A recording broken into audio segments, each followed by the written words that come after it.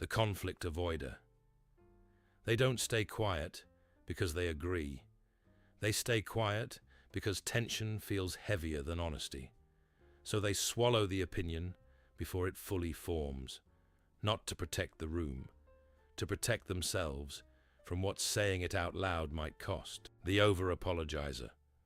They say sorry before anyone reacts, before anyone even notices, not because they did something wrong, but because they learned early that apologizing first makes people softer. After a while, sorry stops being an apology. It becomes the sound of taking up less space. The approval chaser. They don't change to be fake. They change because they've learned that a slightly different version of themselves gets a warmer response.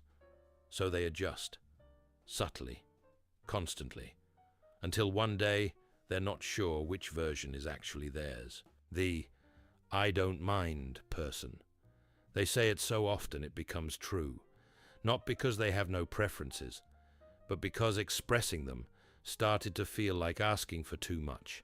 So they made themselves easy, and somewhere in all that easiness, they stopped knowing what they actually wanted. The self-abandoner. They will bend over backwards for someone else's comfort, but the moment their feelings conflict with someone else's, theirs go first. Not dramatically, quietly, again, like it's just the natural order. And after enough times, they stop expecting anything different. The fear of disappointing others. They said yes when they meant no, not because they didn't know the difference, but because the look on someone's face when they're let down felt unbearable. So they overcommit, overextend, and carry the weight of everyone's expectations, like it was theirs to carry in the first place. The silent resentment type. They said yes. They meant no. They smiled. They were frustrated.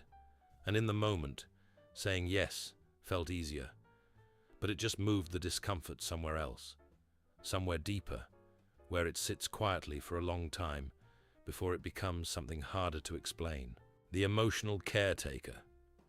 They can feel when someone's off before that person says a word. They notice who's quiet, who's tense, who needs an out, and they move toward it, almost automatically. What they don't notice is that they've been doing that their whole life for rooms that never once did it back. People-pleasing doesn't always look obvious. Sometimes it looks like kindness, flexibility, patience, reliability. But over time, constantly shaping yourself around other people can slowly disconnect you from yourself. This video breaks down the different types of people, pleasers, and the patterns behind them.